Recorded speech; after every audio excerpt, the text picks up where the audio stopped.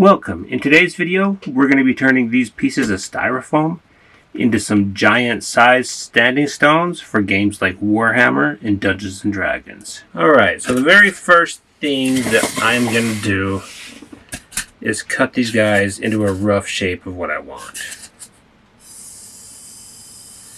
And I'm just using this hot wire tool. If you are interested in getting one of these tools, I will have a link in the description below. That is an Amazon link, so feel safe buying it. This is about 25 bucks, I think, last time I checked. Can't quite remember the price, 25 or 30, pretty cheap. Also, just in case, make sure you're working in a well-ventilated area when cutting styrofoam like this. So I think that is good. This is kind of what we're going for. Just rough cut shape. Kind of still squarish at the top, but I like these diagonal cuts. It's going to add a lot later on. So I'm doing 6 of these guys today, but on camera I'm just going to be working on this one. But stay tuned until the end of the video because I'm going to have some glamour shots where I show everything all together. Alright, now I want to do something a little bit different with these standing stones. And I just want to decorate the bottoms a little bit with some extra little pieces like that. Just here and there. Probably not on the front face because I want to have a spiral design on the front face. But around and on back, just randomly on all these pieces, we're going to be doing that. Let's just do a little piece here. So I'm just cutting out a rough shape again. It's going to look similar to the standing stones, this piece. It's just going to be extra small. And this is just to add a little bit more style to our pieces. So, this one, where are we putting it? Let's put that one on the side there. This one there. Okay. We're going to hot glue it on.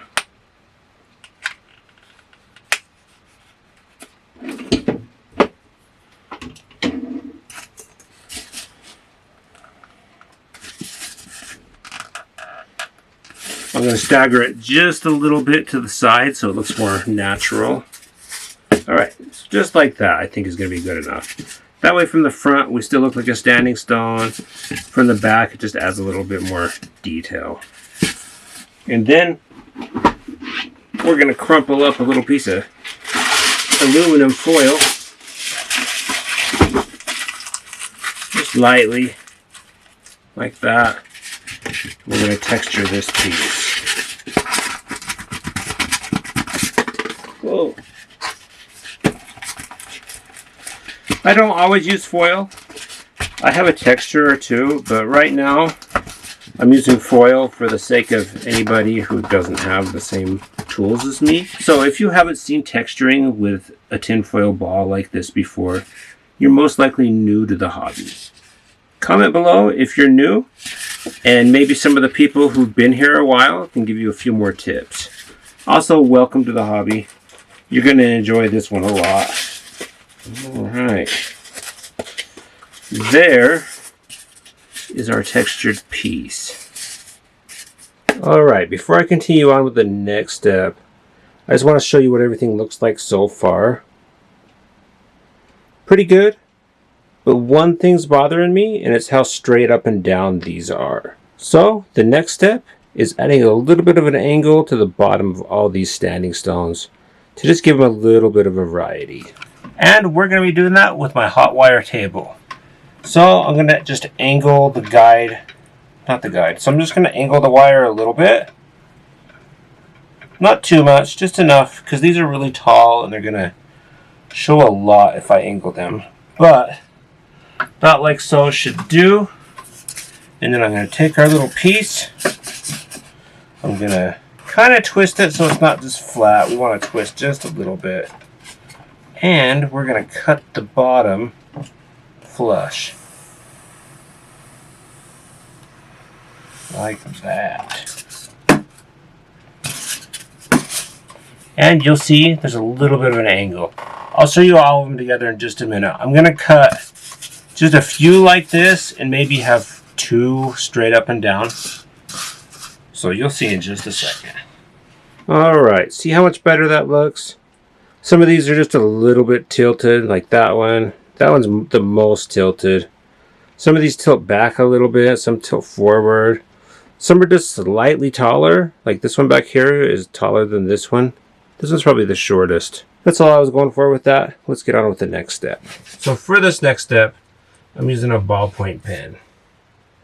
And I'm just going to be drawing first lightly with my ballpoint pen on the styrofoam some spiral designs. This time I'm doing some of them bigger and some of them smaller, just to give it a little bit of variety.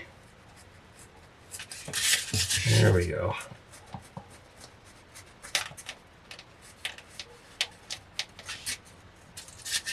Like that. Just add a random amount. I'm going to give some of these more than others. I might even do like 2 on 1. I don't know, 1 or 2 on 1. Do some smaller ones. We'll see. Okay, now we're going to add our first layer of paint. And I'm using a bamboo skewer to hold it, kind of like a popsicle. At least at the bottom. I'm not going to hold it until I'm painting the bottom. But I'm just using black house paint for this step. It's going to harden everything up nicely. And this is a flat black. And it also works as a primer. Alright. So, see, I can just hold it by this stick and paint. You got to be a little bit gentle with something this large because it kind of loosens up a little bit. And it has a tendency to spin. But, if you're careful, you can do the whole undercoat in one shot and paint the bottom and everything. Which you will want to paint the bottom of your terrain, I would say. Pretty important. Like that. And then we're going to do a gray overbrush. So, to do that, I add a little bit of paint to my brush. Wipe off a bunch of it, not so much. You still want a wet brush. And then just go to town. Scrubbing up and down. At least the way, that's how I'm going to do it on these ones. Up and down because it's going to add a little bit of shadowing. Similar to a zenithal highlight, if you know what that is. Like that. Now I'm going to add my signature variegation to my stonework. And I'm doing that just with a little bit of, I don't know, burnt sienna color. We're just going to add a little bit here and there, and then scrub it in once the paint starts to offload from my brush. Just like that. Simple step. Looks almost like it's been airbrushed. That's just to add a little bit more variation to the stone. Okay, now I'm going to use just a little brush pen, and I'm going to go through, I'm not going to completely do it, but I'm just going to add a little bit more detail to these spirals so they stand out a little bit more. Not really adding detail per se, more like refining them. Like that. Just so they stand out a little bit more. I'll do another one real quick. And I'm not doing the whole spiral, I'm just doing it in spots. Like that. That way there's just hints of the spirals there still. Alright, and now we're going to put some antique white paint on our palette.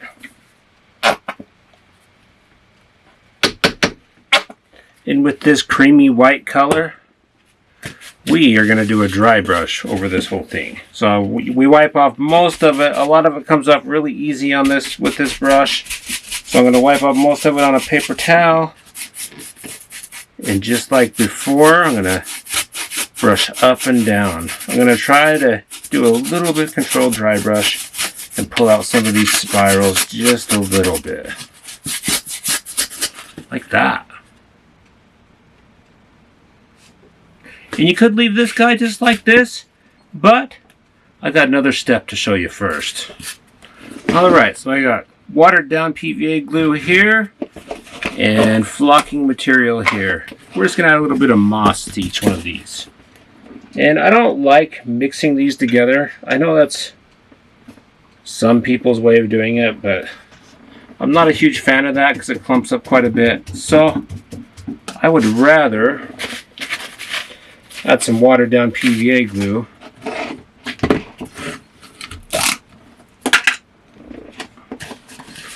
like this. Add some around this seam here. And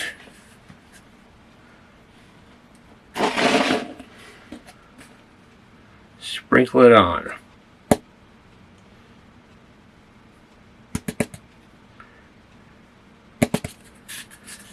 Like that. Now on these particular standing stones, I think I'm going to do it heavier at the bottom and just add a little tiny bit of spots at the top. I think that's going to look best. Like that. And then I'm going to let this dry, and then I'll be hitting it with some varnish. And I'm going to do the varnish extra thick on the mossy spots.